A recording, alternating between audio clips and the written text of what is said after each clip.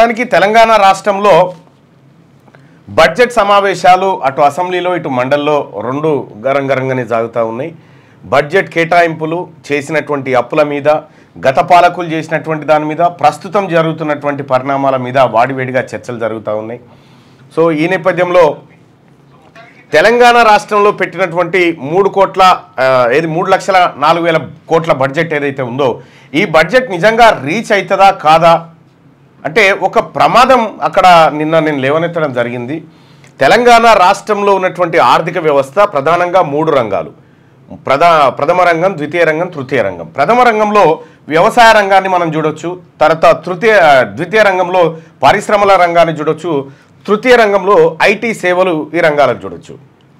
ఇక్కడ ప్రథమ రంగం పైన చాలా తక్కువగా అంటే ఒక 17% మాత్రమే ఏది జిఎస్విలో కలుస్తూ ఉంది, 15% ఏమో పరిశ్రమల పైన ఉంది. ఇక 66% పైగా ఓన్లీ మన ఆర్థిక వ్యవస్థ అంతా ఐటీ సేవలు వీటిపైనే ఆధారపడి ఉందన్నట్టు.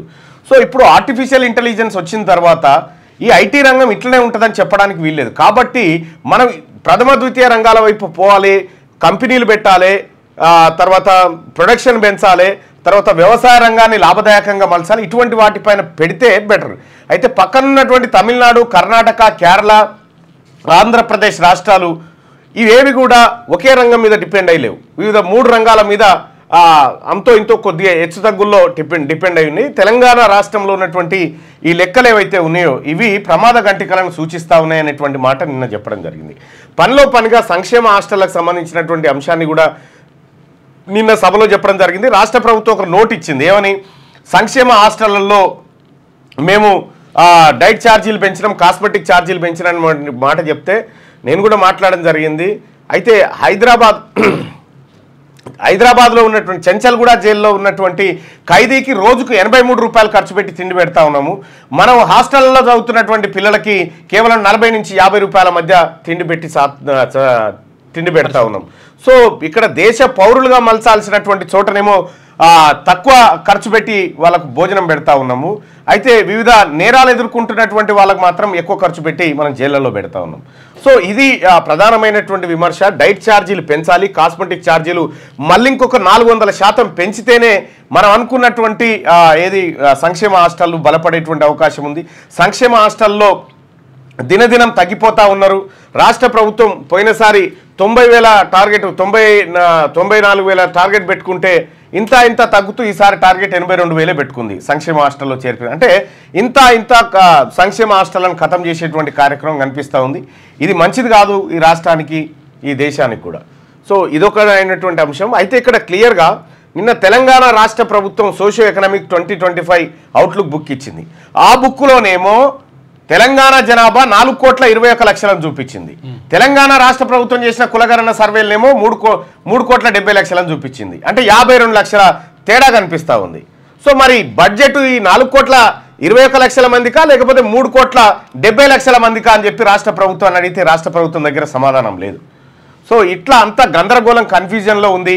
వాళ్ళు వీళ్ళని ఆరోపించడం, వీళ్ళు వాళ్ళని ఆరోపించడం. కాంగ్రెస్ పార్టీకి వాస్తవానికి జనానికి ఓట్లేసింది అనేకమైనటువంటి పథకాల ఆశలు కొంత అయితే. సో అప్పుడు గతంలో ఉన్నటువంటి పాలకుల మీద వ్యతిరేకత ఇంకొక అంశం కావచ్చు. కానీ రాష్ట్ర ప్రభుత్వం 6 గ్యారంటీలు టంచనగా అమలు చేస్తున్నామని చెప్తున్నప్పటికీ కూడా ఎక్కడ కూడా పూర్తి స్థాయిలో 6 గ్యారంటీలు అమలైనటువంటి దాఖలాలు కనిపించట్లేదు. దాని నుంచి ప్రజల్లో కొంత వ్యతిరేకత వచ్చింది. దాదాపు 15 నెలల సమయం గడిచిపోతూ ఉంది. ఇప్పటికి కూడా 6 గ్యారంటీలను పూర్తి స్థాయిలో అమలు చేయలేదు. కొత్త రేషన్ కార్డు ఒక్కటి కూడా ప్రజల చేతుల్లో పెట్టలేదు. కొత్త ఇందిరమ్మ ఇల్లు ఒక్కటి కూడా ప్రజల చేతుల్లో పెట్టలేదు. కొత్తగా 2,500 రూపాయలు మహిళలకు ఇప్పటిదాకా ఇవ్వలేదు. మహిళలకు పెన్షన్లు, సామాజిక పెన్షన్లు 4,000 చేస్తామన్నారు, కొత్తగా ఇచ్చింది లేదు.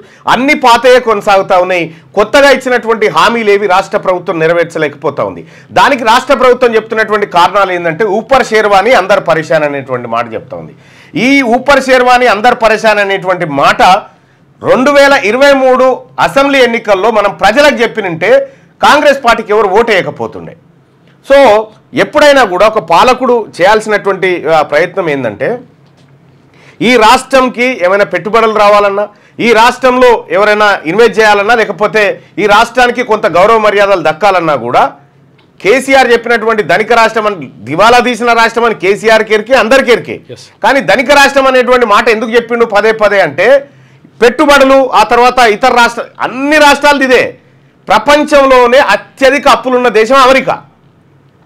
ప్రపంచంలోనే అత్యధిక, ఇవి సహజంగా ఉంటాయి. కానీ ఒక వ్యూహం ప్రకారం ఈ రాష్ట్రం అభివృద్ధి చెందుతున్నటువంటి, ఇప్పుడు మనం పోతే ఢిల్లీలో పోయి ఊపర్ షేర్వాని అందరు పరిశాన్ అంటే, ఇక్కడ ఎంప్లాయీస్ డిఏలు అడిగితే ఎంప్లాయీస్ల కష్టాల గురించి నేను మాట్లాడితే ఇప్పుడు జీతం వచ్చుడే కష్టం ఉన్నది అనేటువంటి మాట చెప్పడంతో ఇవన్నీ వ్యతిరేకమైనటువంటి సంకేతాలు ప్రజల్లోకి పోతా ఉన్నాయి. తద్వారా ప్రభుత్వం పైన ఒక వ్యతిరేక భావన కలిగేటువంటి ఆస్కారం ఉంది, ఇప్పటికే చాలా వరకు కలిగింది. ఈ అంశం ఇట్లా ఉంటే, ఇక రెండో అంశం దక్షిణాది స్టేట్లకు సంబంధించినటువంటి డీలిమిటేషన్లో అన్యాయం జరుగుతుందని చెప్పి ఇవాళ చెన్నైలో స్టాలిన్ నేతృత్వంలో దక్షిణాది రాష్ట్రాల ముఖ్యమంత్రులు, వివిధ పార్టీల నాయకులు సమావేశం కాబోతా ఉన్నారు. ఇప్పుడు దక్షిణాది ప్రాతినిధ్యం కేవలం 130 స్థానాలు ఉంది. ఒకవేళ జనాభా లెక్కల ప్రకారం డీలిమిటేషన్ చేస్తే ఒక తమిళనాడులోనే 80 స్థానాలు పడిపోయే అవకాశం ఉంది, తెలంగాణలో 2-3 స్థానాలు పోయేటువంటి అవకాశం ఉంది. సో ఇక్కడ కొత్తగా పెరగకపోగా ఉన్నాయి పోయేటువంటి అవకాశం ఉంది.